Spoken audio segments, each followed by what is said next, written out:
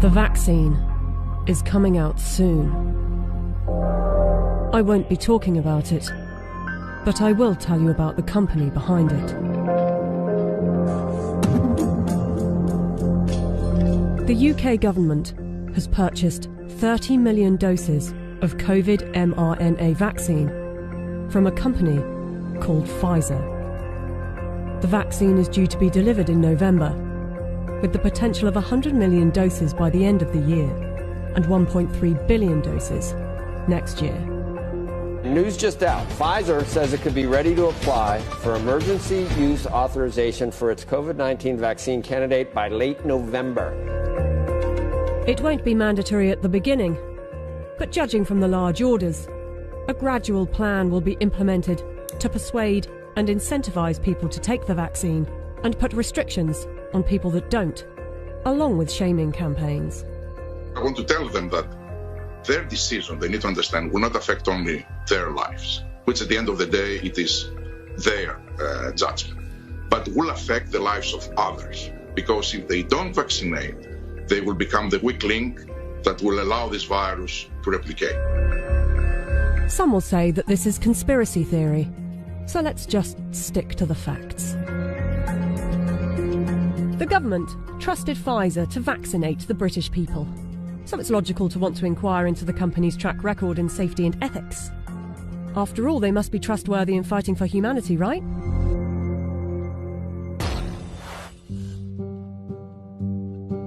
Pfizer made itself one of the largest pharmaceutical companies in the world by purchasing its competitors and through aggressive marketing tactics.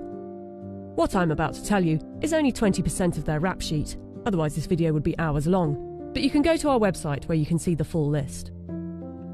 Pfizer received the biggest criminal fine in US history as part of a $2.3 billion settlement with federal prosecutors for mispromoting medicines and for paying kickbacks to compliant doctors.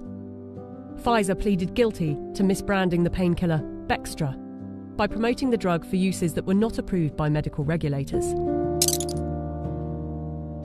In the 90s, they were involved in defective heart valves that led to the deaths of more than 100 people. The company had deliberately misled regulators about the hazards. The company agreed to pay $10.75 million to settle Justice Department charges.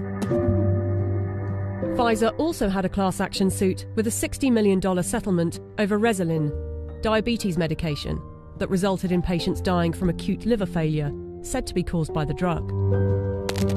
In the UK, they have been fined nearly £90 million by the UK's competition watchdog for unfair pricing to the NHS after hiking up the cost of an anti-epilepsy drug by 2,500%, charging the taxpayer an extra £48 million than the actual price, which is $2 million per year.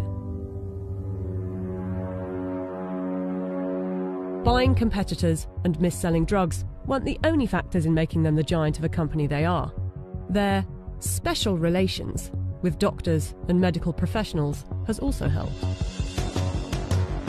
In 2004, Pfizer's subsidiary agreed to pay $430 million to resolve criminal charges that it paid physicians to prescribe its epilepsy drug, Neurontin, to patients with ailments for which the medication was not approved.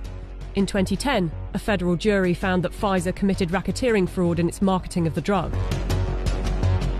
Pfizer disclosed that during a 6-month period the previous year, it had paid $20 million to some 4,500 doctors and other medical professionals for speaking on the company's behalf. In 2012, the US Securities and Exchange Commission announced that it had reached a $45 million settlement with Pfizer to resolve charges that its subsidiaries had bribed overseas doctors and other healthcare professionals to increase foreign sales. But some of you might say they are a business and they don't get to make billions a year by not being competitive. They're still trying to help humanity. Pfizer was sued in a US federal court by Nigerian families who accused the company of testing a dangerous new antibiotic called Trovan on children without parents' consent and using their children as human guinea pigs. A panel of medical experts concluded that Pfizer had violated international law, and the company agreed to pay $75 million to settle the lawsuits in Nigerian courts. The US case was settled for an undisclosed amount.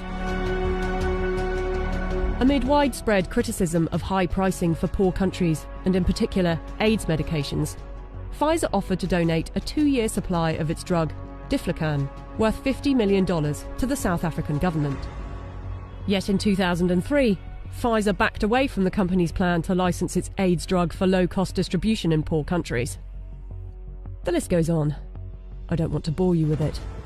But ask yourself, if it was a car manufacturer, would you buy a car from them? We plan to honor our history, and we will only bring to the world a vaccine that has been proven safe and efficacious. If Pfizer is trustworthy enough to be given one of the keys to vaccinate the population with something that was knocked up in a few months, and with such a track record for safety and ethics, I know what I think. Do you?